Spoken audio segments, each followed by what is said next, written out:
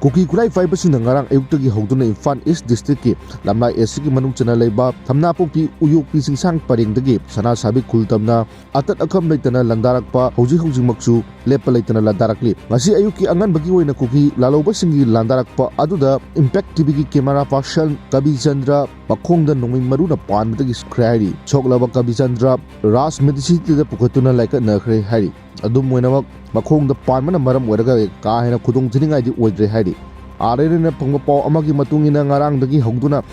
sana sabik khulna Kuki lalobasina landarakpa aduda khunjam mayam leiba ngamdaduna anakpa saphagada ufamda thaidoktuna laikhra matung ahingju lepa leitana Kuki lalobasinga State Force amadi Manipur Force ka loinana Kuki Kurai Fibersingi landa adubu mayunaki hari loinana makha tarakpada ngasi ayu anganbada Impact TV ki camera person asisu makhong oi thangmada nongoi maru ama panbadagi sokpadagi hospital da pukhrakibani hari